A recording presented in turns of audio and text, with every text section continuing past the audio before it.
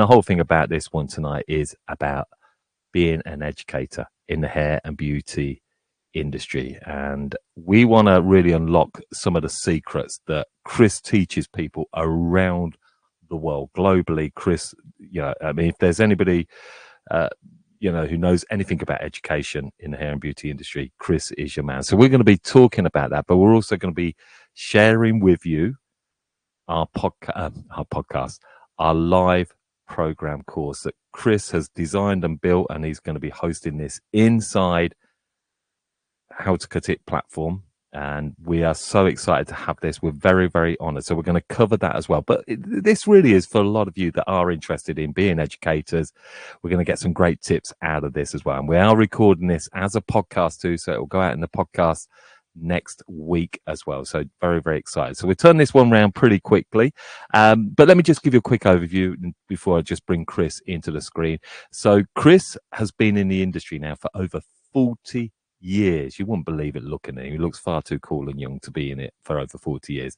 And it's fair to say that his passion lies in really empowering hairdressers to excel as hair educators. And he has worked all over the world with the likes of L'Oreal, Redken, Kerastase, many, many leading brands, and has developed training and methods that have been adopted worldwide. He prides himself on creating practical and engaging training programs that deliver fast, effective results. And he's been at the forefront of digital education for almost 10 years, helping countless educators adapt to online and in-person classes. And his experiences in online training has enabled him to support hundreds of professionals in reaching a global audience. So that is the pedigree of what we have in Chris Moody, the very, very best and a true gentleman. So we are going to welcome another man who's very hot in his studio to the screen, Chris Moody. So if you want to come in, Chris. How are you doing, Chris? Great to have you join us.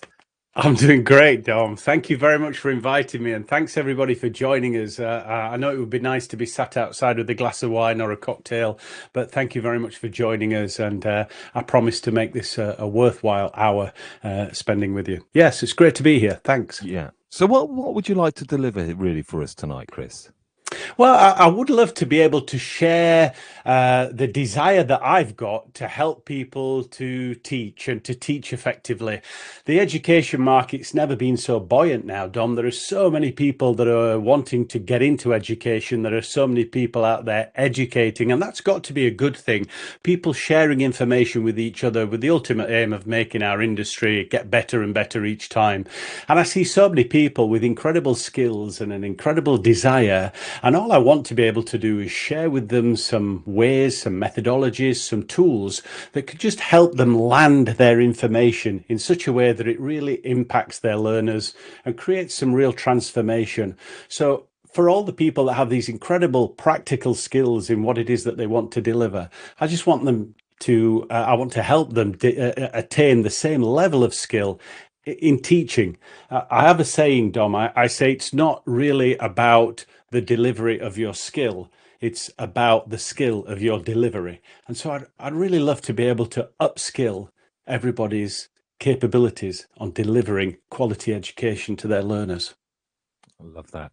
Just before we head into it and really start to get some tips from you, Chris, and questions, what led you down this route of actually educating educators? It's interesting. I started hairdressing when I was 16 years old, and it was back in 1983, and I fell into it because I couldn't really think of anything else to do. My mum was a hairdresser, and she was determined that I wasn't going to sit at home and do nothing. And so she insisted that I come into the salon and I do something until I figured out what it is that I wanted to do. To cut a very long story short, I recognized that there was more to hairdressing than I thought there was.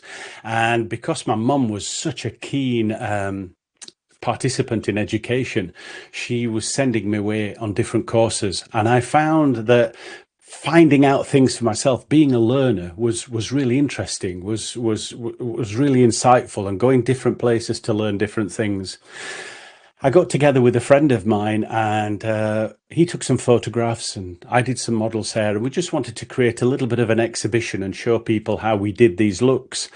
those photographs were picked up by a product company, and the product company said, would you show some of our customers in warehouses and distributors in the north of England how you created these looks using our products? And so that's what I did. And I walked into the back room, the small classroom that you have in a lot of distributors' places, and there were 12 people in front of me who were all eager to find out what these products did that were relatively new. And I stood up there and I just talked about these products and talked about what I did. And looking back on it, Dom, I did a classic thing that most educators do. I exhibited rather than taught. So I just told people what I did and how great it was and how cool I was for doing it. And I kind of got through the day, but really struggled. A lot of people didn't come back after lunch, and that continued for quite some time. And I just started to think, why were some classes good and some classes not so good? What was I doing differently? And over the course of time, I found that I just became really fascinated with pedagogy, with the art of teaching, or to give it its proper title, andragogy, which is teaching of adults. And I just got really fascinated in why some things worked and some things didn't. And when I sat in the audience, I became enamored with what made a good class, what engaged me and what put me off. And I started to deep dive on the processes that were involved in delivering education. And then something really magic happened, Dom. And I have to say this, I have to confess, I've never been a deeply passionate hairdresser. I see these people to whom hairdressing is their life, like my mum, for instance. Hairdressing is her life, and I'm sure there's people on here that they were born to be great hairdressers. It's a vocation. I never felt that way. It was always something that I was doing because I couldn't think of something else. I enjoyed it, but I was never committed in that way. But when I got into education, when I got into the teaching side of things, that's when the light bulbs went off and the fireworks went off, and that's when I became really energized. And they say, you know, do what sets you alight, do what sets you on fire. And for me, teaching, talking about teaching, getting involved in education, it lights me up. And it just so happens that I happen to be in the hairdressing industry, working with these incredible people, hairdressers, multi-talented, wonderful, benevolent people, and I'm just blessed to be able to teach them. So it's just it was just the enjoyment of the process of teaching that I got into, and I just wanted to learn more. And the more I learned, the more people were asking me how I did the things that I did. What about the rise of educators, Chris? We've seen a big rise, or have we not? Yeah, I'm not sure. I'm not sure we've seen as big a rise as we think. I think great hairdressing educators have always been there. They've just been less visible. And again, it's the rise of social media and the rise of sort of free public platforms. We're able to see more people doing more things. When I first started teaching, it was a really closed shop. It was really difficult to know how to get into it. There were a lot of gatekeepers, and you had to deal with those gatekeepers. They had to open the door for you, and you had to go in and you had to start working. And when I think about all the classes that I did from like 1985 up until maybe the late 90s, that no one will ever know about because they're not photographed, they're not recorded, they're not on Instagram stories, but tens of thousands of classes in tens of different countries that no one will ever know about because they were never recorded. But I used to see the same hairdressers, the same educators on the circuit. You'd see them at Cosmoprof and at Hair World, and you'd see them at Long Beach and in New York and Berlin and London, and you'd see them in all these different places. But it was a really closed community because no one knew how to get in. And then I think with the rise of social media and the rise of the independent stylist, the independent hairdresser, it's just become much more visible. So there are no gatekeepers anymore. There's nothing to stop you, me, or our best friend going online and sharing some information with the rest of the world, anybody who wants to watch. That's got to be a good thing. But what we have to be able to do is say to these people, look, I know you want to share this information and you've developed an amazing skill as a haircutter or a colorist. Let us help you develop the same level of skill as a teacher. Because, Dom, teaching is a skill and skills can be taught. And it's much more effective if you can figure out how to do something from somebody who's able to help you.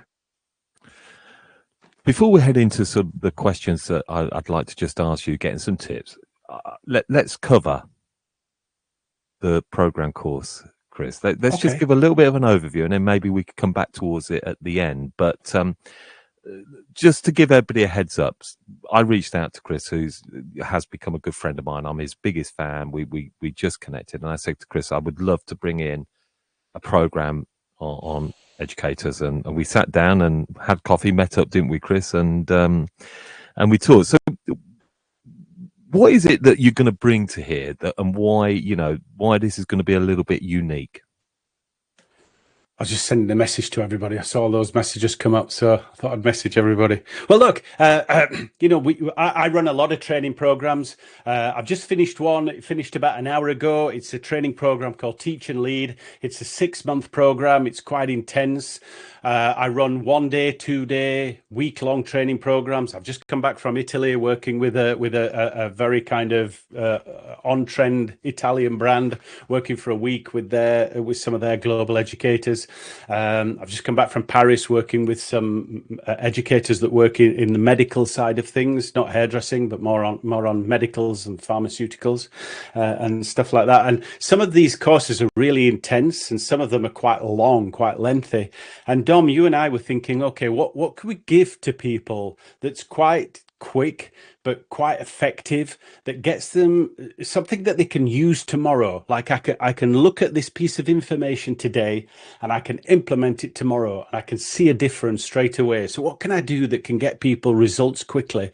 We're all busy, got a lot of pressures, so people want their results as quickly and as efficiently as possible.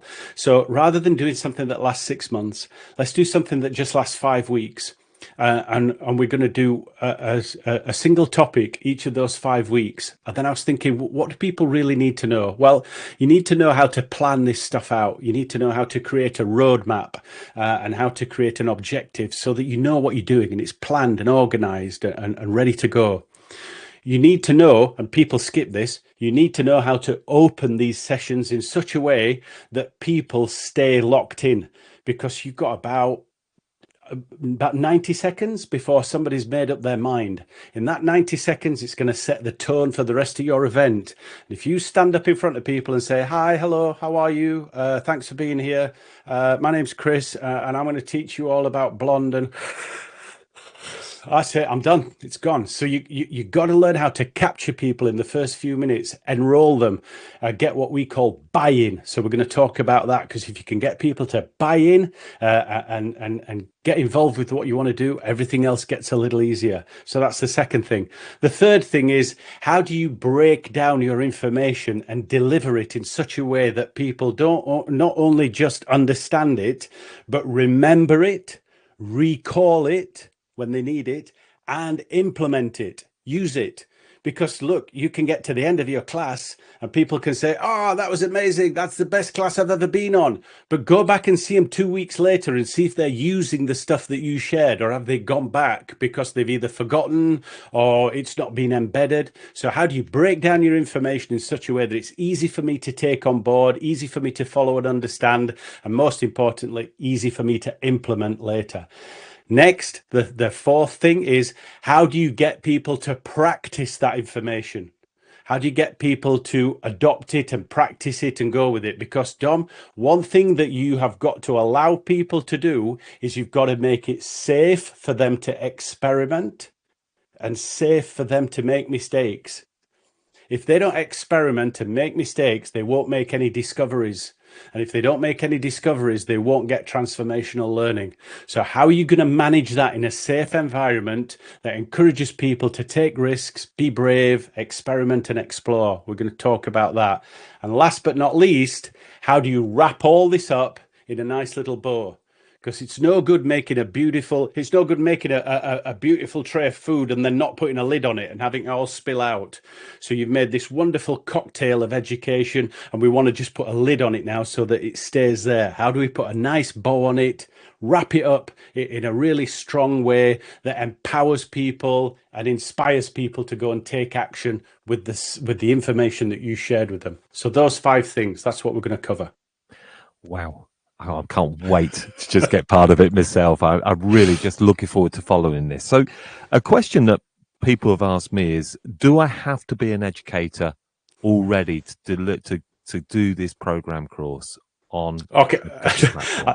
I knew this was going to come up. So listen, there's two answers to that. Answer number one is no. You don't have to be a practicing educator as such. And I'm going to put that. I'm doing air quotes. I can't believe I'm doing air quotes, but in inverted commas, you don't have to be an educator. However, you probably already are an educator. You probably already are. If you're interested in going further in this, you're probably already teaching somebody in your team. You're probably teaching your kids something. You're probably teaching a colleague something. At least you're teaching your clients. I will bet you, I'll bet you a pound to a penny that if you're interested in doing this, even if you work independently all by yourself, when you're working on your clients, I will bet you're already educating your clients. So no, you don't have to be an established educator, but I bet you're already educating. You already have a desire for it. You're educating somebody already. All we're going to do is, if you're an established educator, we're just going to refine it. We're going to strengthen it. We're going to consolidate what you already do. If you're an aspiring educator, we're just going to take all of that energy that you have, all of that desire, and we're going to channel it into something that's really impactful and effective. And what if somebody says they want to do education, they want to get into it, but they cannot find their direction in? Could this help? It could help tremendously. Yeah, it could help tremendously because look, I wanted to get into hairdressing. I wanted to enjoy hairdressing. I wanted to be like my mum and my brother and all these people who like live and breathe it. I wanted to be like them, but I didn't know. I couldn't. I just couldn't get into it. But I found something that set me alight. So we're going to help you figure out what sets you alight. And it doesn't matter if 100 other people are doing the same thing. Nobody's doing it like you. If it happens to be blonde highlights that set you alight, it doesn't matter how many people are doing blonde highlights. There's only you doing your blonde highlights, and everybody has got something that they can teach to somebody. Everybody's got something that they can teach to somebody. So we'll help you find what sets you alight, and that's where you'll go. You don't have to stay there, but that'll get you started. Right. Okay. Just to give everybody a heads up about this, because they're wondering how this is going to be. Now, this is a paid program. It's completely separate, whether you're a pro member, you're going to have to pay. This is a high ticket course, what Chris is offering. So I'm just going to get that one out there, and we'll come to that course in a minute. But I think people will want to know is, how is this going to be delivered within How to Cut It platform on Circle?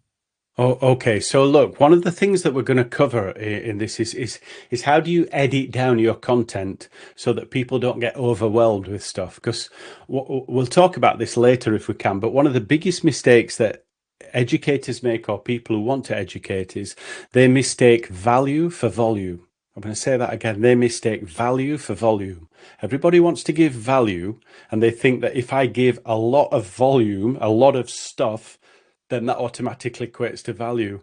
And they have this desire, and again, we'll talk about this in more detail if you want, but it's usually kind of an egocentric desire to share everything that they know, to share as much as possible. I just want to share. I want to give it, and it comes from a good place, but it's ill-advised. And what happens is they share everything, they get exhausted, and their learners get overwhelmed.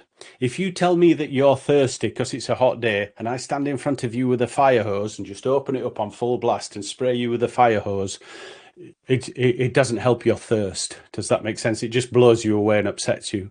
So the first thing that we'll do is we'll put together a video. Well, we've already created it. And this is a pre-recorded video that you'll watch, and it'll cover the things that, you know, the top line of what you need to know.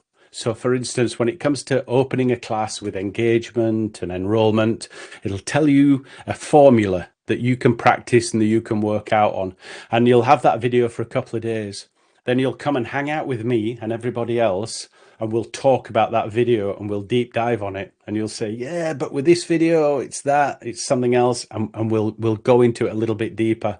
And somebody might say, well, that's not going to work for me. So we'll explore that. And somebody else will say, well, how do I change it into this? And we'll explore that. So there's going to be some content delivered on a pre-recorded video. And then you and I are going to work together, live, fully interactive. We're going to deep dive, dismantle it, and make sure that you fully understand it and fully implement it. And then we drip feed this over weeks then, Chris? So we say 5-week program? That's right. I think 5 weeks is going to be enough because in 5 weeks' time, you're going to get some really good solid stuff, and then you're going to go away and practice. There'll be a week in between. You need that time in between because it's a little bit like, it's a little bit like filling a cup. You fill the cup up right to the top, and there's no point putting any more water in there. You need to take a sip so you can make room for more stuff. So you get this video, we'll talk about what we're going to do. We'll have this live deep dive, and then we'll have a week to reflect on that, to practice it, to utilize it, to implement it. Then we'll come back and we'll do that again. And we'll drip feed it over 5 weeks. So it's enough time to really let it absorb in, but it's not so long that it becomes some big weighty obligation. Yeah, and I think what we're going to just you will all be familiar with platform, how it works, and everything's very much in spaces, but people listening to the podcast may have no idea on how it looks inside platform. But effectively, we are going to create a space and an area which will be dedicated to Chris Moody's Educator program course. There's going to be a space group in there, so that's going to be a place where you can all chat between yourselves as well. I think that's really important, isn't it, Chris, to bounce off one another as well, exclusively to those that enroll on this program course. And there may be times, Chris, you mentioned there could be a challenge. There could be something going on where you may set some challenges up. Absolutely, yeah. Because look, I mean, if you want to know the secret where people talk about engagement all the time, how do I get people engaged? The most effective way to get people engaged is to give them some form of challenge, to put people under a little bit of healthy stress. A little bit of healthy stress is good. When you go to the gym and you want to get fit, it's a little bit harder than you might want it to be. If you want to get healthy, eat healthy, lose some weight, if you want to learn how to climb a mountain or whatever it is you want to do, everything that you want to do is a little bit harder than is kind of like comes naturally to you. You have to stretch and put yourself under just a little bit of what I call healthy stress, and that's what we'll do. We're going to push you a little bit on some of these things, and we're going to get you doing things that are going to feel a little bit uncomfortable, but you're not going to go anywhere unless you stretch what you're currently comfortable with. Like if you go to the gym and you want to get some muscle or lose some weight, and you can do 10 reps easily, you're not going to get anywhere unless you push through those extra 2 reps. It's the extra 2 reps that's going to make progress, and they're going to feel a little uncomfortable, maybe even a little bit painful, and that's okay. That's healthy. That's part of learning. So I will set that up right now. It's not going to be it's not going to be a really it's not going to be really torturous ride, but it's going to push you a little bit.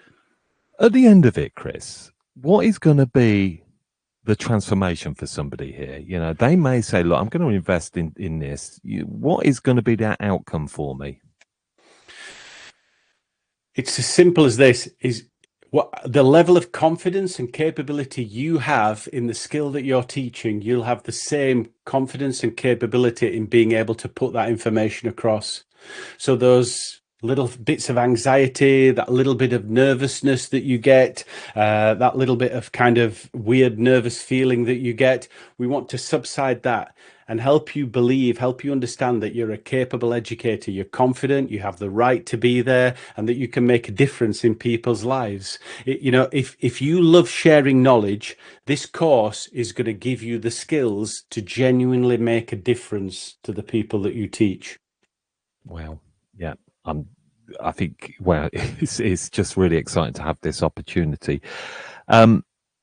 In terms of the lives that you say that you're going to do the lives, how will that look? For some people may think, well, is this going to be in Circle? Is it going to be on a Zoom? How's that going to look, and what can we expect? Well, I'd like to do it in Zoom rather than on Circle, and the only reason for that is we can create a more interactive environment on Zoom. So listen, let me be really clear. I'm not going to stand here for an hour and just talk to you, primarily because it's not very effective. But secondly, it's hard work to just stand here and talk to somebody for an hour. So I don't want to do that. I'm going to ask you a lot more questions than you're going to ask me. And I want to interact with you and I want you to engage with the content. So if we can do that on Zoom, we can create simulations where you can practice doing this stuff in a safe place, in a safe space. And so, yeah, I want to bring in some elements of live coaching where you get to practice this opening in front of a group of people who can give you really authentic feedback on how that works. And now this is where everybody freaks out and they say, "Oh my God, no, I didn't know I'd have to be doing it." Look, you've got two choices. You can either do this stuff live in front of a paying audience, or you can do this stuff before in a rehearsal space. Now, when you go to see your favorite band at the arena and you've paid hundreds of pounds for this ticket, you don't want them rehearsing when they go on stage. You want them to have already rehearsed. So, my friends, you need to rehearse so that you can be ready for performance. You don't want to be practicing during performance time. The more that you can rehearse this stuff in a safe, simulated environment, the less it feels like the first time. And so when you do it for real in front of people, you're not doing it for the first time. It doesn't have that same power over you. You feel more confident, more capable. You know that it works because you have solid evidence that it works. It quietens the little voices in your head. So when is this kicking off? Well, we're hoping to do it at the end of the month, actually. We're hoping to get started at the end of the month. Maybe drop the first video in a couple of weeks' time. So for me, I'd really like to sort of drop a video on Friday, give people a couple of days to look at it, and then perhaps do a live on the Monday or the Tuesday, something like that. Possibly on the Monday. Yeah, we're talking maybe a week Friday, and then I think we kind of get really going into it on that first Monday as we head into July. So it's 5 weeks, Chris. I mean, some people will say, well, that's great. Will this just stay online and I can just come back to it and watch it whenever I want? No, I don't think so. No, it'll stay online for a small amount of time, to give people a chance to catch up. But look, the reality is this: is if we leave this online forever, and people feel that they've got forever to engage with it, then it'll take forever. It's Jacobson's law, isn't it? That whatever task you have will expand to fill the time that you have it. So if you feel that you've got 10 years to engage with this stuff, it'll take you 10 years. But if you feel that you've got 2 weeks to engage with this stuff, you'll get it done in that 2 weeks. So I think it works better when it's live. Look, and these lives will be recorded and you will be able to go back and look at them. But remember, you're watching a live recording or recording of a live. You're not there live. If you're there live in person, there's no chat bar or anything like that. There's you and me and 2 cameras, and we're looking at each other, and you wave at the screen and you say, "Hey, Chris, I want to talk about this." And we have a conversation, and you only get that when you show up live. And the more you do that, you'll recognize, Dom, there's no difference between doing stuff online or doing stuff in person. Your brain doesn't know the difference. If I talk to you and you talk to me and we engage and respond to each other, your brain completely forgets that there's a screen, just sees a person and hears a voice. Doesn't make any difference. It's like being in the same room. Yeah. Sort of just bring us to, I mean, I just want to give a taste. So we have put together a landing page just to go and have a look as well, find out some more details. The price of this, that's what people want to know. So how much is this going to be? I think the ticket price is £6.95. Yeah, so £695 is what we're going to do. What we've agreed, myself and Chris, is that if you are a pro member, you will get 10% off that. So for any pro members and you want to enroll on this, you will get that. And what I'm going to do is there'll be some installments on this. If you find it's one big lump, it's a little bit challenging on that, we can do it in installments as well. But yeah, me and Chris talked about this, and actually what you're getting here with Chris and his time, Chris won't mind saying this, you are really getting something, what sounds a lot, but in truth, Chris, what you do charge on some of your courses, this is extremely good value for them. Yeah. I mean, my rates are different for different things, but it average. I often charge in euros because I do a lot of international work, and it averages around 900 euros per hour, something like that. But with this, that if you charge this 695 for this 5 week course, it works out. I did the maths. It works out at a cut and a half head of highlights per week. Yeah, and it's a transformation. Something that I do want to also just mention, Chris, before we sort of just get some tips from you, Yeah. because I think that would be nice. Let me just, I'm going to just put the link there. There's a landing page there, which we have. Um, what was it I was going to ask? I've got a complete freeze because I just posted that. I was going to ask. I thought that's a really good question. And what was it? Um, what was it? Oh God, it's gone. It's the heat. I'll blame it on the heat. But Yeah, look, that's it. I'll come back to it. I'll keep talking because as I keep talking, I'll remember. But the link is there. If we're going to open this up probably in next couple of days, which means that you can enroll on it. And then we'll add you into the groups, and then the courses will start to drip feed. I think around about Yeah. June the 30th, and it'll be just a place to get hanging out and starting to come in there.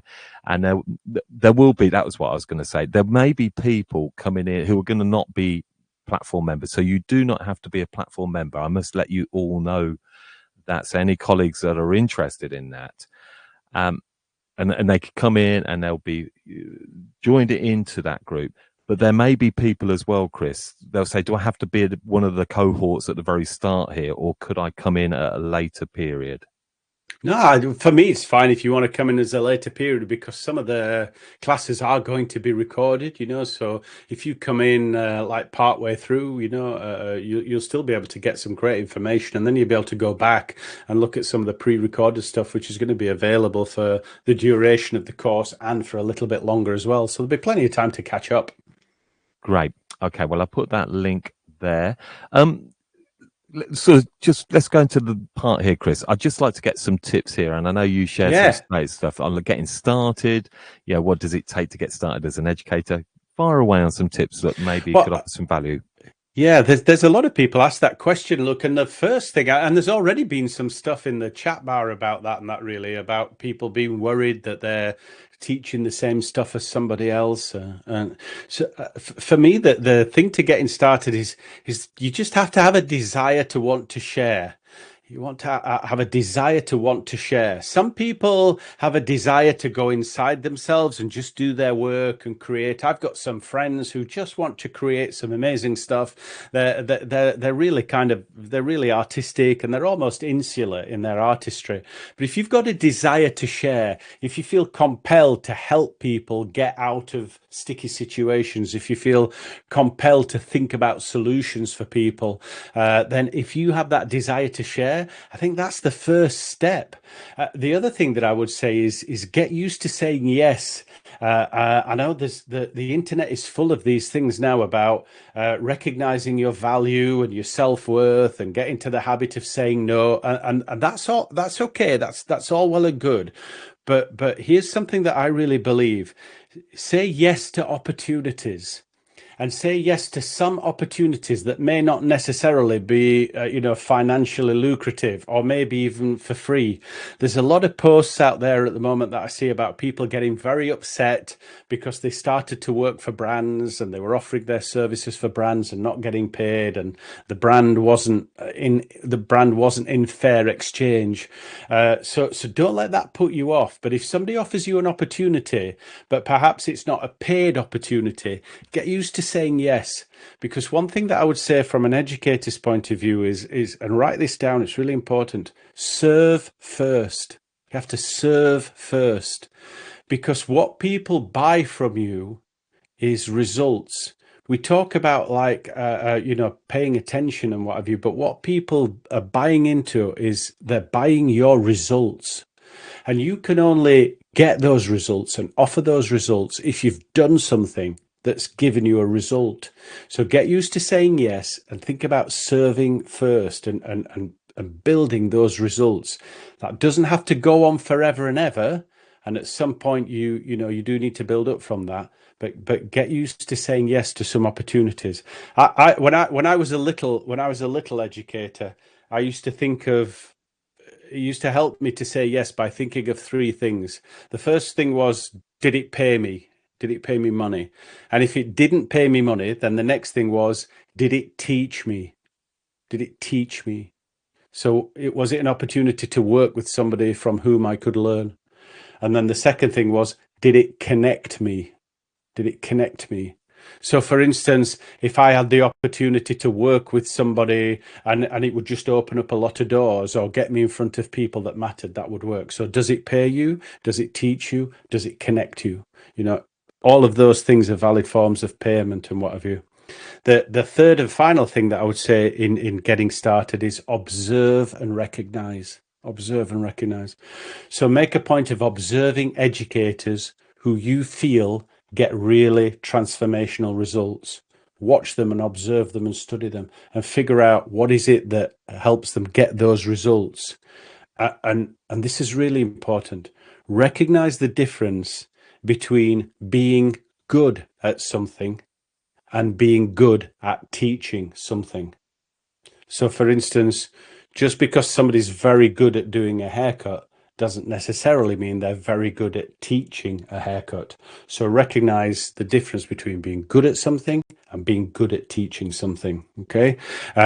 You can get into training nights, training your team, demo nights, teaching your clients how to do blow dries or pinups, that kind of thing. Shadowing mentors, shadowing other people. Ask them if you can come along and assist and shadow. We're going to cover all of these steps in that course, especially in the early part of that course. We're going to cover all of these methods and steps. Yeah, Carla's just put she loves this, and Emma, absolutely, yes, take opportunities. I could not agree more. Take opportunities, learn when to say, yeah, this is a great opportunity, but also learn when to say no. I think is equally just as important, isn't it, Chris? Delivering content, again, a lot of this I know we're going to cover in the program course, but it's nice to just get some tasters. Yeah, what are some simple steps that new educators can use to structure and deliver their content effectively? Great. Okay. So again, three main points for that. Not in any particular order, but point number one: establish your key message. What is it that you want to do? Where do you want your learners to be at the end of this session? It's not enough to say, I just want them to be better at colouring hair. That's not enough. Or I want them to be a good haircutter. That's not enough. What's your key message? Where do you want them to be? So it could be, for instance, I saw Chris Grimley on here, and I know Chris does a lot of specialist curly hair stuff. I want them to be able to identify and differentiate 5 different types of curly hair and have a strategy for each of those 5. So where do you want them to be? What's your key message? If somebody was to leave your room at the end of the class and a friend was to say, what did you do? What was in the class? Could your learner put your class into a single sentence? So what's your golden nugget? Because that's going to be your North Star, and that's going to help keep you on track. Key point number 2, put everything down into small steps, create small steps, and don't underestimate how small the steps need to be. As experts at what we do, whether it's cutting curly hair or doing color, you operate from a level of mastery, from a level of expertise. And as such, you take a lot of shortcuts and you skip a lot of steps because you're so good at it. And we vastly underestimate how much we skip steps compared to what our learners do. And we vastly underestimate the things that we think are easy and inconsequential are really important to our learners. So break it down into small steps. Small steps really matter, and the little things really matter. And last but not least, and this is, if you only take one thing away from this entire podcast, take this away, okay? You do not need to tell them everything that you know. They don't need to know it all, okay? They don't need to know everything that you know. It's taken you 10 years to accumulate your knowledge, and you're trying to push it into them in 2 hours. And I always say to people, stop trying to take years of learning and push it into hours of teaching, okay? They don't need to know everything that you know. They only need to know what to do next. Does that make sense? They don't need to know everything. They need to know what to do next on their journey. And here's the other thing. You don't need to know everything either. If you're teaching people at level 1, you don't need to be on level 10. It's okay. You can be on level 2 because you just need to help them to get to the next place. So don't put all that pressure on yourself that you have to be an encyclopedia and you have to be the world's greatest. You don't. You just have to help them get to the next step, and then you take your next step. Okay? It's okay. Anything that you offer them is going to be helpful for them. Thank you. Really, really good stuff. How can educators keep learners engaged? I know you touched upon that at the start, but certainly when you're in a course and, attention seems to be a little bit in short supply with some of the audience. I have to be careful about this, Dom, actually, because I knew you were going to ask me this. And I brought a soap box in with me so that I could stand on it. But I've put it to one side. So listen, if you're typing into the chat bar or the comment, if I start to get a bit preachy and my finger starts wagging, will you just type into the comment bar and just type preachy and I'll calm down? Don't worry, I'll tell you, Chris. All right. So are you ready? Buckle in. Here it goes. Here it comes. So there's this misconception now. I don't know where it came. Well, I do know where it came from, but I'm not allowed to say. We'll have a conversation over a beer and I'll tell you where I think it came from. But there's this misconception now that people today, audiences today, have got no attention, or they've got no focus, or there's this endemic lack of attention span all over the place. I'm going to draw a line in the sand and I'm going to plant my flag. My friends, I think that is rubbish. I think it's rubbish. I don't think there's any problem at all with attention spans or focus or attention or anything like that. None at all. If younger generations had a problem with attention spans, then Marvel movies wouldn't be making 3-hour-long movies. And if our teenage kids had a problem with attention and focus, they wouldn't be in their bedroom for 15 hours playing Call of Duty non-stop. Okay, so they have got tremendous attention spans. But the difference is this, and this is, Dom, you and I are a similar age, we're both in our late 20s. And when we were growing up, Dom, we came from a culture that bestowed on us a very high tolerance of stuff that we're perhaps not into. So we were taught to go to school, to sit still, be quiet, listen, watch, and we have a high tolerance for doing that. It doesn't mean to say that we're any better, that the information was any better. We just tolerate it for a lot longer. Whereas now we tell our kids, no, if you don't like it, you stand up, you say what you think, you speak the truth, speak your truth, be honest, be open, and tell people what you think.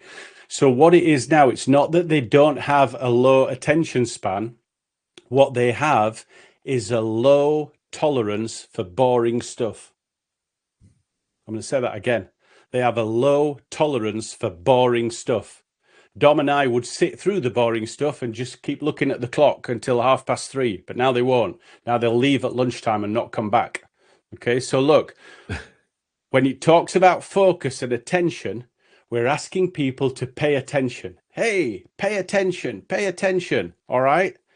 If you're asking them to pay attention, what are you selling? What are you selling that's asking them to pay attention for? Because if you're not selling something that's meaningful, relevant, progressive, transformational, then what are you asking them to pay for? So I get really upset. I think young people have a really hard time. I love these young people. I love Gen Z, and I think they're an amazing group of people. And I think they're much maligned by people saying, they don't pay attention. It's not that they don't pay attention. They just won't sit through the stuff that their parents sat through. They want something more. And so it's up to us to up our game, to raise our game and say, okay, you've called me out. I'm going to make something for you. I'm going to be better for you. So how do you get them engaged? Involve them. Stop talking at people. In fact, the less talking you can do, the better. Involve people, ask questions, create discussions, create debate. Get them involved early on. Get them involved straight away. Don't give them statistics, give them stories, examples, stories from each other. People respond to stories. They always have and they always will. Okay. Give them a sense of progress. There are three things that motivate people. And I always say this. Am I okay, Dom? Am I ranting? Is No, everything it's okay? absolutely fantastic. People are All right. loving it. Right, listen. So there's three things that You're motivate not people. preaching, buddy. Good. Okay. Choice. People love to have agency in what they do. So give your learners a degree of choice in what they want to do. Don't force them into things. Give them a degree of choice. Just like you do with your kids. They're controlled choices, but they're still choice. You don't ask your kids what they want for breakfast. You say, would you like cereals or toast? So give them a controlled choice so they feel they've got some agency. Okay. Give them a sense of progress. That's what Call of Duty does, and Minecraft and theirs. There's a sense of progress. Let them know that they're making progress and let them see what the progress is. And second, and last but not least, give them a reason to do what they're doing, more than just simply keeping their jobs or something like that. What's the reason? And it's not about money. If you learn how to do this, you'll make more commission. No, if you learn how to do this, you'll be able to have more experiences when you go with your friends to Koh Samui, and you'll be able to rent that jet ski, stuff like that. So, give them a sense of purpose, so choice, progress, purpose or reason as well. Try and do that. Okay. And look, we're going to explore all of this in this course. And most importantly, we're going to explore it live. So we're going to get the opportunity to do these things and just see how engaging it really is and what we can do to make it more engaging and more empowering for all kinds of learners, not just young ones, young, old, and everything in between. Yes, you're setting. I'm so excited for it, and just coming towards the latter part now. So, everybody, if you've got any questions to ask Chris, start thinking about them, and we'll get them in the chat, and we'll come to it. But yeah, so my final question really is about myths and misunderstanding, Chris. And what's one thing you wish most aspiring educators knew before stepping into their role? Okay, well, that again, I think we've talked about this already, but I'm going to go. I just wish people would recognize that teaching is a skill. Teaching is a separate skill to everything else that you have. And I would go as far as to say, because I've done it myself, as I said, I came back from Paris not that long ago, and I was working with 70 people from all different countries, lots of different countries. Not one of them was a hairdresser who had the slightest inclination of what hairdressing was. They were pharmaceutical people, some were medical reps, things like that. They sold pills and hips and knees and all kinds of different things, and it was about teaching them how to teach. And what it proved to me was something that I kind of already know. If you're good at teaching and you understand what people's problems are, then you can get them to that place, because teaching is a process of breaking down tasks into solvable problems so that people can make progress. And so that's what we did over this week in Paris. So teaching itself is a skill separate from the skill that you are teaching. So look, you've spent years mastering the skill of balayage or eyebrow shaping or one length bob cutting. Great, good job. Now take that and spend a similar amount of time, effort, and energy in learning how to teach that skill, because teaching is a task and tasks can be taught. So I wish people knew that. And instead, what people do is they simply teach how they were taught. They teach how they were taught. And that is why you have so many disengaged Gen Z, because you have a bunch of Gen Xers teaching them how they were taught, but they're not the same people.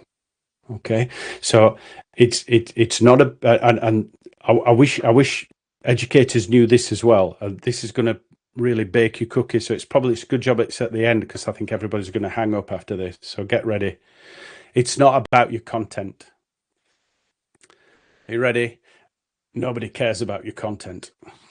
Nobody cares about your content. Mainly because all your content is here on Google. All of that content is there.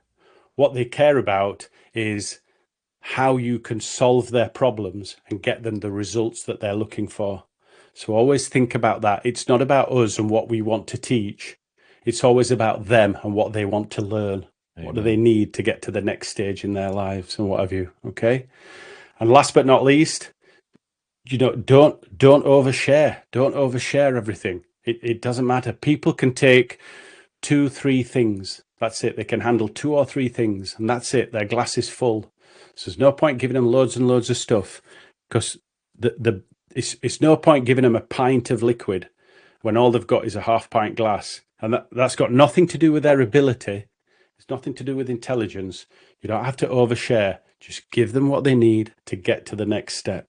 Okay. And again, we're going to talk about all of this. We're going to talk about how you can build the skills and build the mindset to really succeed using these methodologies. Fantastic. I mean, you've set this up beautifully. There's so much in there. I mean, people are just blown away from it. So I'm just going to pick up on some of the comments as you were talking there, Chris. Yeah, we had Carla saying, love this. Tracy and Smith, good to have you along, Tracy, tonight. Great stuff. We've got gold, so true. I think that, we've got some nice gifts coming in here as well.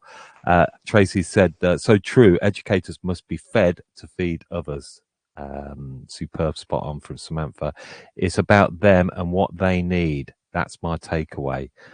Carla's just put, my mind is already blown. Yep, likewise. I'm going to be honest with you all, as I'm going to be there throughout the course as well. So any questions, any problems arise in help, I'm there. But also I'm going to come in because I want to learn about Educator, because I do a lot of this stuff and presenting, but I've got some ideas on what I would like to educate. So I'm really excited in following this and being part of the cohorts with all of you that join. So I'll be a student along with many of you as well. So there was a question here from Carla. Chris, it's a good one actually. We talked about this, didn't we? And we know we're going into holiday season. So Carla's put, if there's a week you can't make the live, in brackets holiday, is it okay to catch up on that session? 100%. Yeah, absolutely. Yeah, that's why I'll be honest with you, Carla, I'm not a big fan of recording things. And the reason I'm not a big fan of recording things is because in my experience in 10 years of working online, people usually say, is it going to be recorded? Which is a way of saying, if I can't be bothered to make it that week, can I, have I got a backup plan? And so I'm not a big fan of recording things, because before the age of recording things back in the 90s, if you signed up to a course, to a haircutting course in 1995, there was no recording of that course. If you didn't turn up, you didn't get the course, and that was it. You were done. So sometimes recordings can be like a safety, well, not a safety net, they can be like a crutch. However, in this case, because it's quite short and it's quite short notice as well, we are going to make some recordings. And the idea is if you miss out on a class because for whatever reason your diary can't accommodate it, then you can watch the recording. But I would strongly recommend that you use the recordings as a safety net, not as a crutch. Okay, and do we have any other questions? As I say, we're going to bring this to an end shortly. So if you've got any questions, get them in the chat and we will put that in there. What I would say as well with the group, and I don't want to make sure that Chris is overloaded, but he will be about, and he does look into platform and questions, and you'll be there, won't you, Chris, as well? At Yeah, times absolutely. to Yeah, help people absolutely. with questions, Yeah, and that'll be a big part of the chat. I think what I'm very excited about, and we haven't arranged exactly what, but yeah, I'm going to put something together where at the end of this 5 weeks, we're going to have a meetup, which we felt we want this to be quite community led, didn't we, Chris? We don't want this just to be, Chris. Now, I won't say anything is particularly set in stone right now, but we will arrange a meetup on at the end of this course somewhere. Be cool. And why could that be important to have something like that, Chris? Well, I first of all, I think it would be great to have it, and I don't think it should happen immediately after the course. So, in an ideal world, I think what would really work well from a teaching and learning point of view is to finish the program, and then maybe another 4 or 5 weeks after that, then kind of meet up. And the reason I would recommend putting that gap in there is because it gives us the opportunity to play with the tools that we've got. So it gives us the opportunity to implement implement them and to use them and to play with them. And then we can come back and meet up in person together, and we can sort of do some activities and some exercises about that. Okay, so let's show each other what we've been doing. What kind of challenges have we come across? What successes and what wins have we had? So we can address our challenges, celebrate our wins, and just refine and fine-tune any challenges that we might have had as a result of implementing some of these tools. Plus, it's just really lovely to see each other face to face, isn't it, as well? I think that's going to be really cool. So we'll definitely organise that. And we may even bring along the platform live stage, because that's a big part of what we want to do. And to get some of you to actually get up on the platform live stage, maybe it could be platform live in itself as the event on the back of this, because I think what we are looking at as well is potentially some of you may want to sell some of your education online courses, and we're going to be looking at, so there's going to be so many opportunities to grow beyond that. And I think platform is that place that enables you to be able to do that through our platform artist membership. But more to come on that. We've talked so much, Chris, tonight. I'm truly excited. If you want to go and connect with Chris, you can chat to him in his profile here in platform. You just need to click on his name, or you're on Instagram, Chris. Here you go. Where do we go?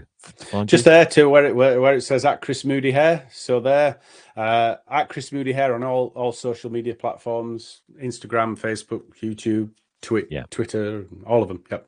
Yeah, and then say any questions, then do get in touch. And likewise, if you want to come back to me. But the biggest thing that you'll get once you complete it, you're going to get the certificate there to say that you've completed this as well, which is nice in any wall to let people know that you've completed this. So, look, Chris, thank you so much for this. I'm truly hyped up about all of this. It's probably the most exciting thing in my life right now. This that is where I'm at in my life. But brilliant! Even on a hot day, and I just want to say thank you so much for coming and joining us tonight. And we'll be putting this out as a podcast next week. It will also go in YouTube. The session will be recorded. If you want to come back and watch it, great, you will do. So thank you everybody that's joined us. Thank you for coming along, Carla, Chris, Janet, Tracy, Samantha, Corinne, who else do we have? Chris Grimley, Janet, Anna was here as well. Look, thank you, Emma. Thank you.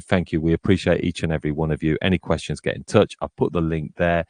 To register your interest, it's going to be as simple as just email info@howtocut.it at the moment, and then we'll get in touch once we've got the link created to come and join all of this. But thank you once more, Chris.